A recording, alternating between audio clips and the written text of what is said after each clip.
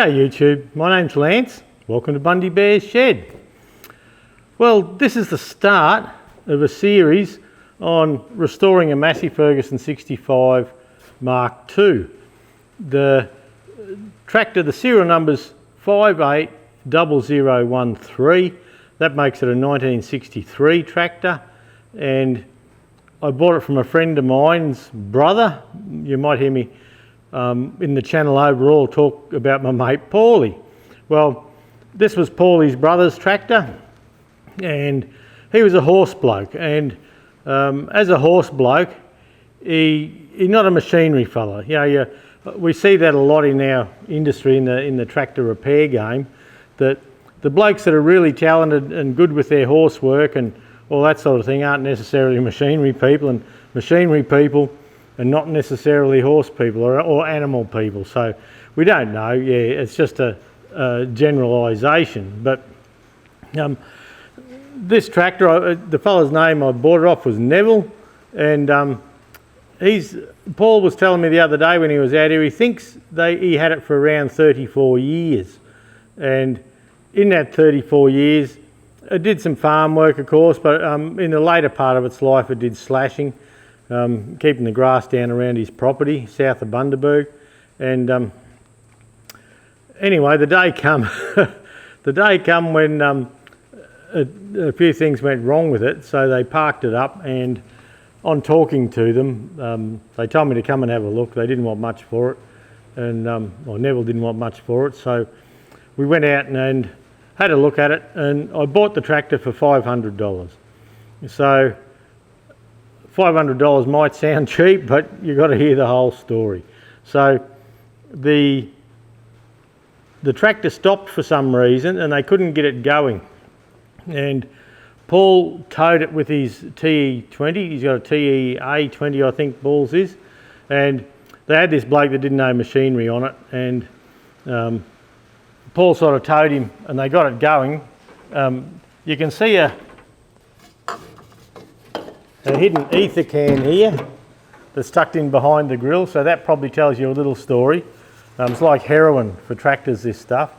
And so they had this fella on the tractor, and like Paul said, he didn't know what he was doing, and the tractor started, and he had the revs flat out, and he was looking for the throttle on the floor here, as in a foot throttle, but of course they don't have it. It's up here, and by the time Paul realised what was going on, because he had his motor running too, he hopped up to unhook the chain, and he heard it rev, and he raced back over.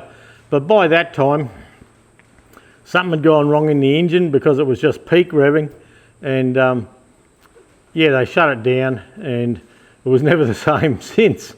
So it's got a crook engine. Now, way back in one of the stews, and I'll see if I can find it, when I first brought this home a year or two ago now, I did start it. I got it running, no worries at all. I didn't have to use the ether. I just put a good battery and made sure it was primed and all that, and I got it running. But the dipstick was pushed out, and there was oil coming out the dipstick. It was quite smoky, and Paul reckoned in the time that he'd been driving the tractor for his brother around the place, it never blew a whiff of smoke ever. But after this one incident, it certainly blew smoke, and the front seal on the crank started pouring oil out. So we don't know what's going on, but we're going to find out together, I suppose. And we believe, I think it's got a crack in the piston, or broken piston, or something like that. Because Paul and his brother, they never revved the ring out of it, and they just probably went a bit easy with it. And with this huge big over rev, I suppose you could call it, perhaps the piston went higher and snapped rings, or we don't know, but we'll find out together. Part of the rebuild will be to compression test it. The steering has, let's have a look. Oh, it's a good half a turn in the steering that nothing happens for. We've got a beautiful $2 blue canopy on the tractor. Years ago, we believed this tractor was a cane haul-out tractor, that being a cane haul out tractor, the cane harvesters cut the cane, they put them into bins, with a chaser bin.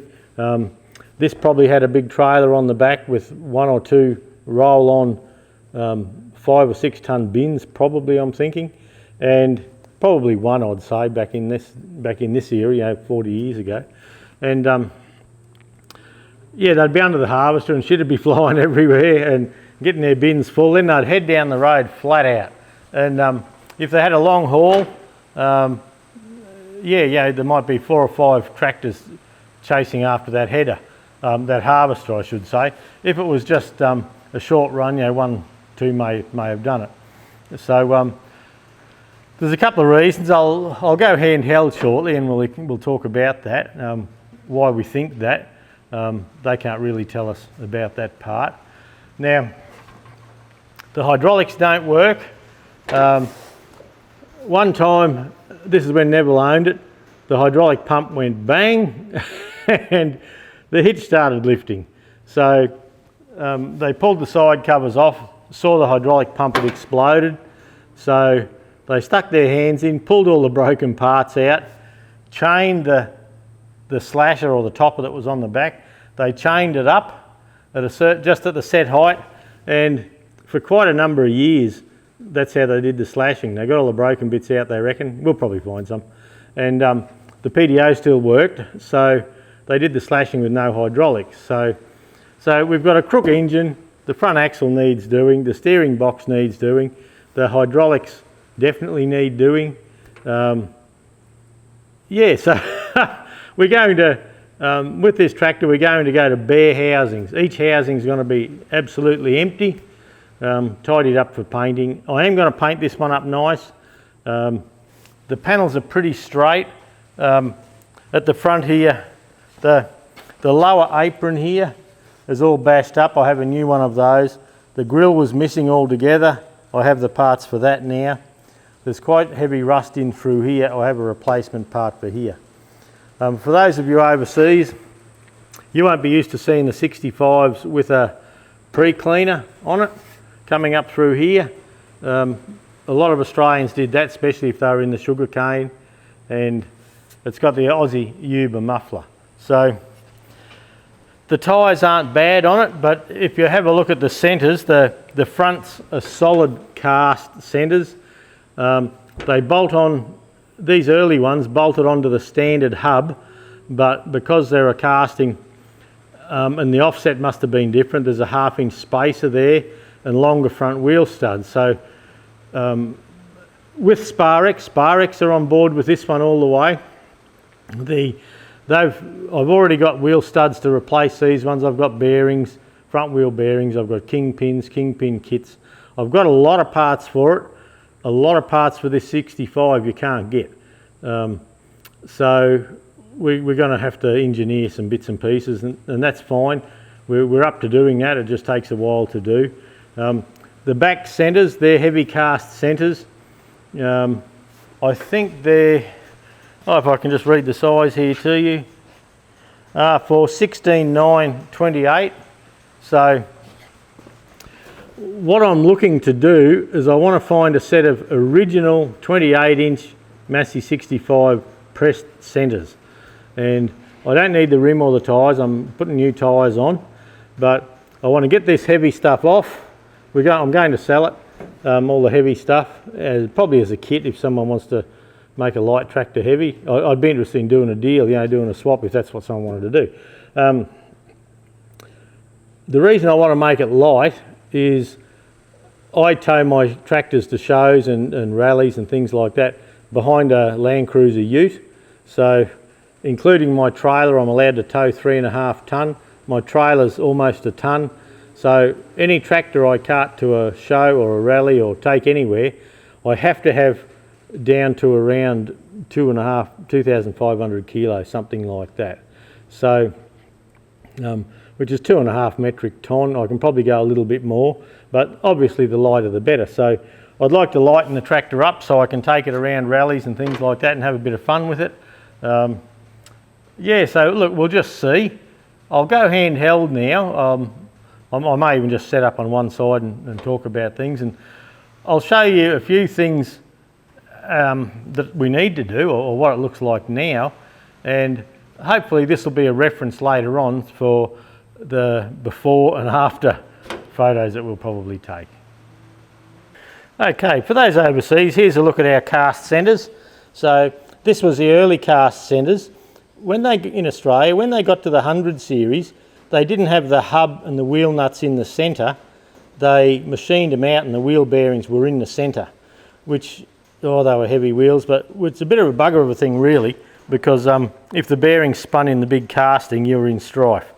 And often with the heavy casting, they had the heavy casting and they had a steel rim around it. And because that was an Aussie thing, yeah, those rims are long gone, rusted away, and it's a real problem finding them.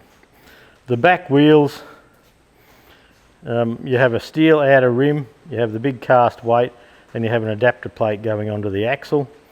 I don't know what these weigh. When we lift them off, I've got a scale that goes to 300 kilos. I'll see if I can swing them off that, but I would think it may be more than that. But the tyres are in pretty good order really on this side, but the problem with the 16.9/28s is that I have a ag tread this side, and when we go around I have an industrial tyre on that side. So they're not really a matching set. The front tyres are broken tri-rib, which is a nice tyre really, but I'm going to let them go with the wheels. The grille all through here is a bit bashed up. Look, certainly repairable, but the top is rusty and all the rest was just missing. Now these bolts here, there's some on both sides coming out the side there, and there's 3 on one side, 4 on the other by the look of that. And what they used to do was build a big pusher bar. It would come out the front with a bit of railway iron or something, and the cane bins that were on the tracks, if they needed to push them up, they would just get one of these tractors in and give them a big push. Away they go. So the grill at the front there, this air cleaner intake is no longer used. We use a pre-cleaner with a Donaldson bowl on it. That's okay, no troubles there doing that. Another thing for a haul-out tractor, the dipstick was tied in, so all the rough going, and they used to fly along, those fellas. Yeah, so that didn't go anywhere. The panels on the left-hand side here are pretty good. They'll be repaired. The tacho's the end of a dog food can, I think. That's what it looks like to me. That's the slop in the steering. Should be a bit of a handful. There's quite a bit of movement in the tie rod ends and things. Usual 65, the clutch pedal has a lot of slop in it, but we can fix all that, no worries. The Australian Uber muffler. Now they usually have a cap here that you can unscrew and clean out the spark arrestor because we're a dry continent. There's a bolt just down the side there where the drain would be for the cylinder block, and it looks like with the grey paint on the injection pump that hasn't been played with at any time. Coming around, the seat base is pretty good. Now the mud guards are pretty good. I've got some new ones, but you'll notice that where the rivets would be on them, they have bolts. So probably when Neville bought it, it would have been through a paint shop at a dealer's yard or something like that, maybe. The only controls on the dash is a button, and that button's for starting. It didn't have a key or anything. Needs some rubber boots, that's okay. Like I said, this hitch hasn't gone in a long time. Now these brackets here and this heavy drawbar, those brackets are for the safety chains with a cane haul-out tractor, so that adds to that again. And we have pipes around the valve stems for the cane too, because even though it got muddy, they kept going, these blokes. This one here, if you can see in there, that's been rusted off and broken off by the look of it. Doesn't seem to be any leaks on the final drives. Might be a sign of no oil. The lift arm here has been welded up and fixed. This one here still turns on the levelling box. That still turns, and it needs repairs though. The farmer's friend canopy there is going to get chopped off and go into the scrap. That's no big deal. We'll come around. Now, it's got a new starter and a new lift pump on. They put that on probably just within a few weeks before I bought it off them, and they got their money back when I bought it apparently. Now, the diff lock pedal has a piece welded onto it, so they had something to put the foot on. A lot of these blokes work with bare feet way back, and it's got a diverter valve here, and they probably use that to run a winch or lift the arms up on the trailer or something like that, I'm thinking. The left-hand brake pedal has been cut off. I don't know why. Could have broken off, but I don't know why. And see, in the mud and that, when they were cutting in the mud, they'd weld a little end onto the brakes, so there was no chance of the foot slipping off the brake when they were tearing down the highway. It still has original oil filters and all that sort of stuff on it. The bonnet down this side is pretty good. So all those panels are certainly repairable. I'll get rid of the heroin and I'll pop the bonnet up. So the bonnet still looks nice in there.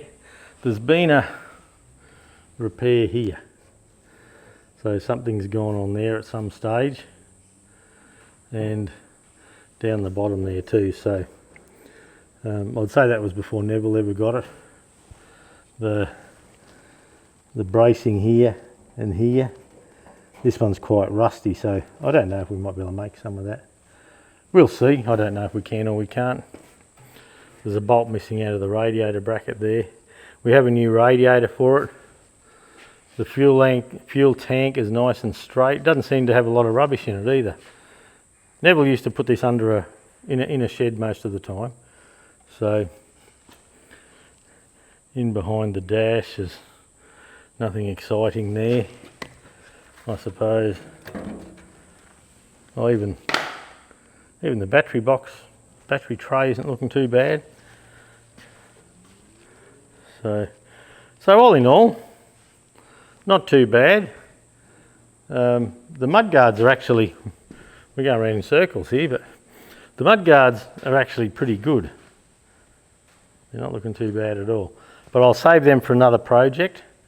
They've picked up this little bolt here for the canopy, and the other one's okay. It has one spacer and it's on the inner set of holes. That would have been where the coupler went. See, on haul out they would have set the lift arms in one position and not worried about it again. So that would have been the main hydraulic supply. So it's I believe it was a haul out tractor. Then I think it got painted up for sale and it got sold and Neville bought it for his place. But 34 years out of a second-hand tractor, that's okay. You can't really complain about that. Well, there you go. That's a quick walk around our new project, our Massey Ferguson 65. We've got a lot of parts here already. I'm just patting old Kelly dog down here. She thinks she's part of the crew. Oh, well, she is part of the crew. But in conjunction with Sparex Tractor Parts, we've been working on organising the parts for this for the last quite a few months now. We knew it was coming up, and James, our local rep, we've been working with James, and we've got quite a bit of stuff here. It's got a 4203 Perkins engine in it, so being a Mark II, I have an engine kit here for it, a Sparex engine kit with the liners and all. I have front kingpins here, front kingpin bushes, wheel bearings, wheel studs, and all that for the front. Now, I have a clutch here for it.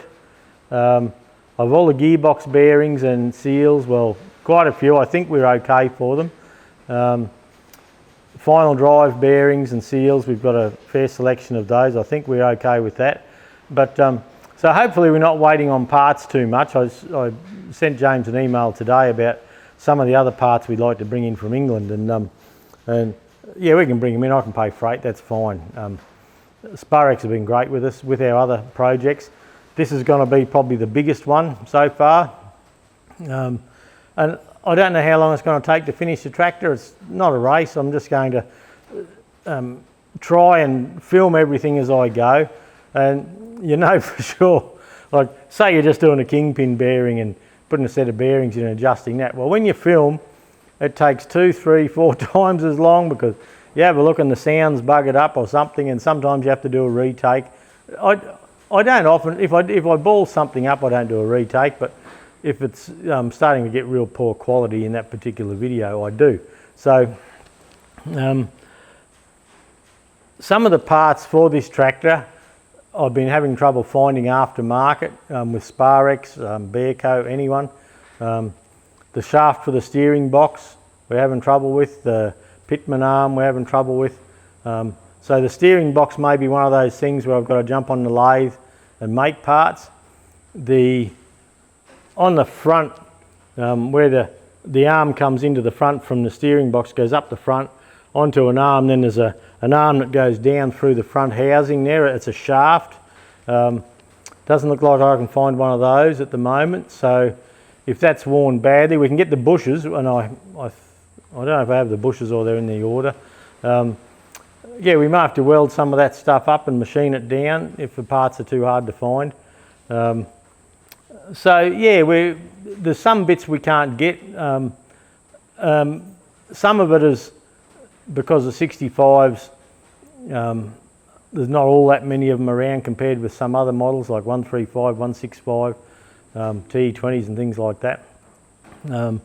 Other parts, yeah, like the drag link going from the steering box to the front, we can't get that at the moment, but we can get the threaded end, but the other end, you know, we'll just cut and shut. Even if I get a 165 one, if the taper is right and it'll go into the arm safely, we'll cut and shut and weld that. The lift cover is going to be all done. We already have the lift cylinder here, new piston, new rings, some other parts for in there. We have a new PDO shaft, the bearing and the seal and all for the PDO here already. So we have been working for some time towards the goal of finishing the TEA, which took a bit longer than I'd expected, and starting on this. So I don't know if I'll leave the wheels on for a little while. I bought a big gantry the other day in my kangaroo stews. You'll see that next week, which will be stew 258, I think, next week. You'll see the gantry.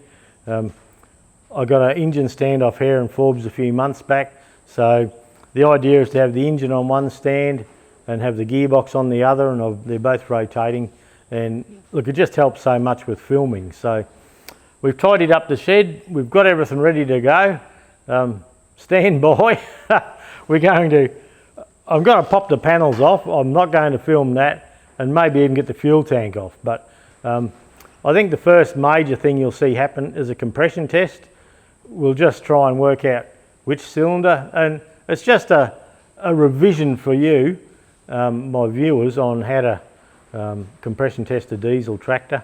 We did it in the 135, and we'll do it on this too. It's not hard to do, and we have the stuff to do it. So look, you're welcome to follow along, or please do follow along. YouTube likes it if you make comments. You know, if you can comment on a particular segment of this rebuild, if you've got any helpful information, or if I put something in backwards, let me know. Yeah, I don't do everything right, you can bet Lefty on that. But yeah, look, like, subscribe, follow this through. This may take 12 months, but there will be probably at least one video every week on this. I seem to be able to get some time for filming and do 3 or 4 or 5 in a row, and then sometimes I have to have a break because we have other commitments. So I'll try and meter it out if I can. So there's a stew a week and a Massey 65 rebuild, one each week. But yeah, we're going to paint it, we're going to do the panel work that we need to do, replace toolboxes, and we're just going to try and bring it up as nice as we can. A lot of my tractors I put alternators on. I may not on this, it depends. I do register. I'm just going through getting the TEA registered that I've only just finished, and we're going through registering the 135 as well at the moment. So perhaps in 12 months when this is done, or however long it takes, we'll register this one as well. We'll see, but I can't afford to have them all registered. The rego in Australia for a tractor, it's a restricted type rego, but you have to have a flashing light, a horn, a mirror. You don't necessarily need the other lights if you're not driving overnight, but look, it's around $230 a year per tractor. So I believe in New South Wales, the state below us, it's only about 40 bucks or something. I'm going to find out shortly when I go down there. So anyway, once again, jump on board. Thanks for stopping by. Jump on board with the build if you like. Follow us along. There's, like I say, it's going to be bare housings right the way through. Every nut and bolt's going to be out of it, diff apart, crown wheel out, the gearbox stripped completely. It's only a standard 6-speed, it's not a multi-power. The clutch will probably pull out, and I have a new one, so we'll probably just put a new one in. We probably won't go through rebuilding the old one. Yet then again we might. We'll just see. And I do have a Quality Tractor Parts ages ago gave me one of their newer type lip seal setups for a rope seal tractor. So on the 135 multi-power, it did not have a sausage of a leak, so I didn't put it on there. But I'm planning on putting it on this tractor here to give it a run. I've never fitted one before, so we'll see how we go. So, okay, stay tuned. We'll catch you when we've got a few more bits off this, eh? Catch you later.